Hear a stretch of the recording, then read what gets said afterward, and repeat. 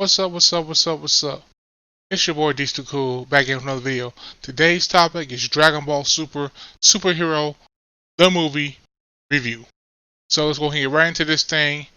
I'm going to tell you everything that I know about the movie, where I'm currently at, where I stand on Dragon Ball Superhero. So, the movie, we'll talk about the good, bad, and the downright ugly.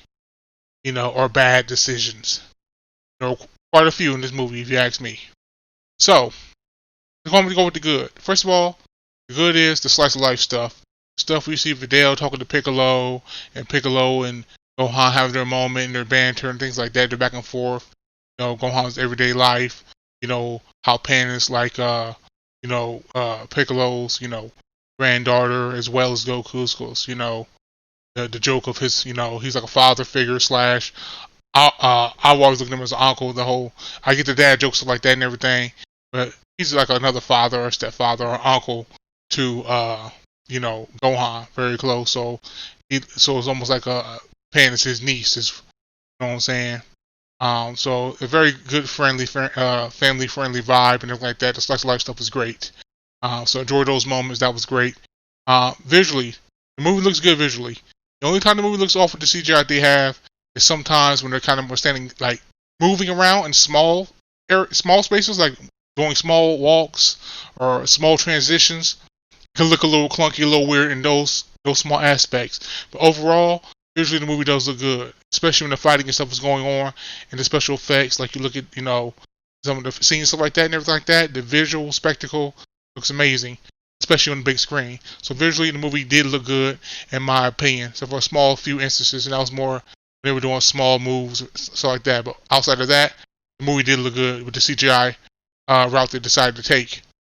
So also, the overall characters, bringing the characters back, I was making the movie more about Gohan and Piccolo. The supporting cast was great. Got to see Gohan come back.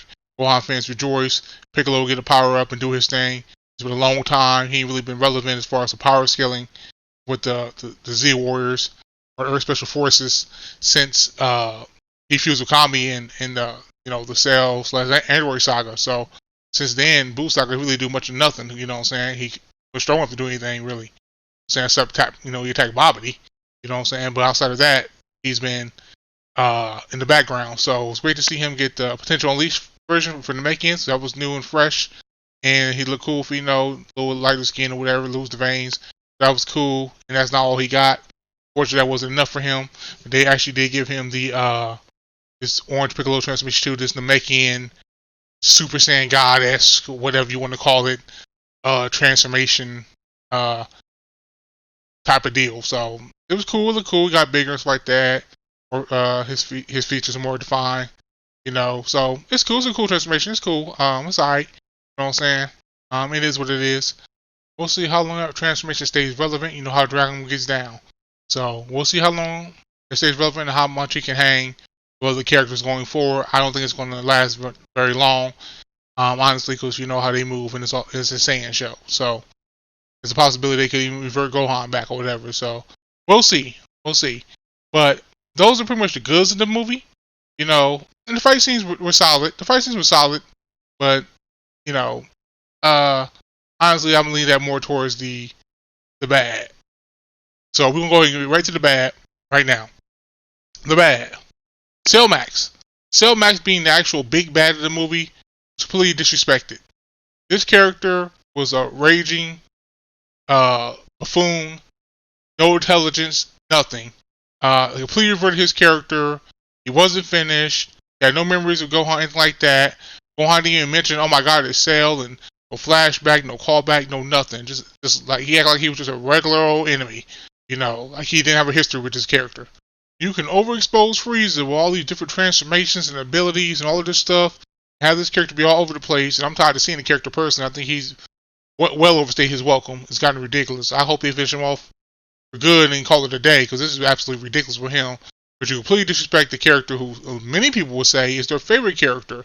And this is the character that made Gohan, in many people's eyes, their favorite character in the Cell games. So for you to bring him back like this, and to have this be the final way we see him, is absolutely disgusting and absolutely disrespectful to this character and his legacy.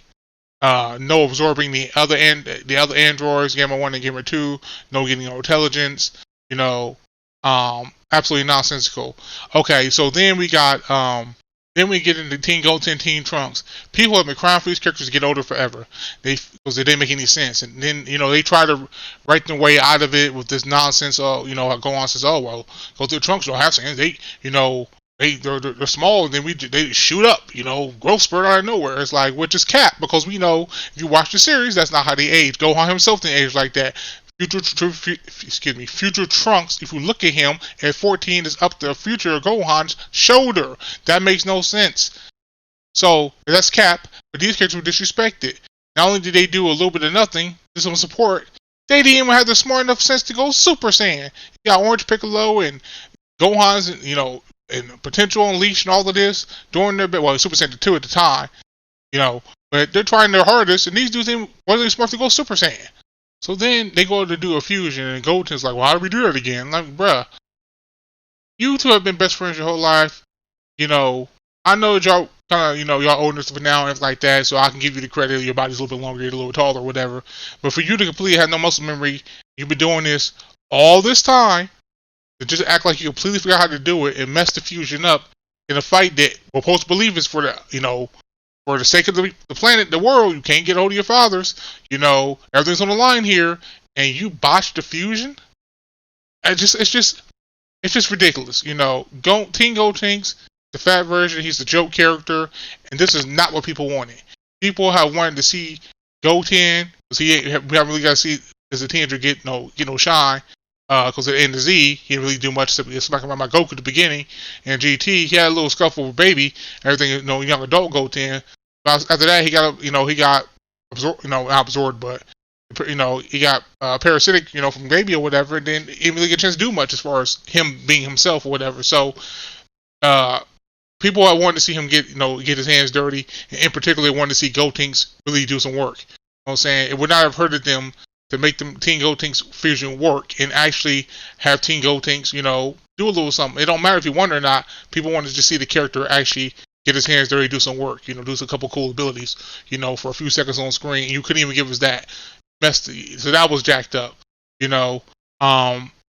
then the final fight was very anticlimactic, very short. Everybody gets beat up. Gohan, powers up, pretty much 2 shots, 1 kick. Then hits him with special beam cannon, game over. It's just like anticlimactic fight. Looked amazing, anticlimactic fight though. And then ultimately, when it comes down to, everything, when it all comes down to it, the fact of the matter is, the ugly is the writing. This series, and particularly Super, is just so plot convenient with the writing. Every time there's a mistake or something that people have been calling out, they just throw some nonsense to say that that's why it happened. Oh, you guys haven't aged? Oh, growth spurt. Oh, can't get trying to get a hold of Goku and Vegeta. Oh, well, there's ice cream on the staff. We can't get a hold of them. How convenient. At this particular time, they were eating ice cream. Okay, fine, let it go. Sure. We going to see. We need you to power up full max Gohan and do something. We need you to be that guy. Okay, you snap because you see Piccolo get beat up, and people are saying, well, he thought Piccolo was dead. Well, first of all, it doesn't make any sense. In fact, he's still in his transformed state. And number 2, last time I checked, did Piccolo die in Super, the TV rendition, retelling of the series? And did Gohan get a power up? Did he get angry when he saw Piccolo get killed? Did he remember how to do Potential Unleash or Super Saiyan and beat the brakes off Frieza and give him a run for his money? Nope. Didn't happen. So, I can go on a list of other things, but Super's writing is just not good. And they write everything conveniently, just for, they don't check anything, they just write conveniently for each movie or series or whatever or art calls for at that particular time, and expect you just to accept it. Well, I'm not a dummy. I'm just not just going to accept what you give me. For me, I just watch and enjoy it for what it is. But from the right perspective, it was just downright ugly. There was conveniences all over the place. Piccolo talking about, when Krillin had to remind him, why don't you just get big like you did before back in the day, and and face him giant to giant. Oh, I forgot I could do it. I'm like, just plot convenience is all over the place of him how to remember to do things, or people doing things or not doing things. It's like it, stuff like that bothers me because it's like it's just plot convenience, and you're just supposed to accept it as a fan and just roll with it. It's one thing that happened one time. Okay, I get it. Maybe even two, but when you got 4 or 5 things of plot convenience just in one film, I mean, just things that happen in just one film, getting to the fusion, messing the fusion up, not going Super Saiyan, and I'm supposed to be a dire situation. Fate of the Earth is on the line. All of this, it's just a lot of convenient stuff that happens, and it bothers me because I think it's nonsense. So overall, though, the movie, in my opinion, is, we can go into more detail, but this is the baseline, what it is. It's a 7 out of 10. It's a good movie. It's a solid movie. It's not a great movie. It's not an amazing movie. It's a good, solid movie. Broly blows this movie out the water. But from a visual perspective, although CGI did look good, like I said, in my opinion, but I'm still old school. I prefer 2D animation. So Broly's better overall with plot, overall with characters, overall with the action. Because let's be honest, we all here to see that action. The special effects, the fight scenes, all of that. So everything is much better. Was much better in Broly, in my opinion. So overall, though, solid movie. I would recommend you see it, or whatever the case may be. Go support it. Go check it out. So that's it for me. Until next video, I will catch you guys later. Thanks for watching. Peace out, y'all.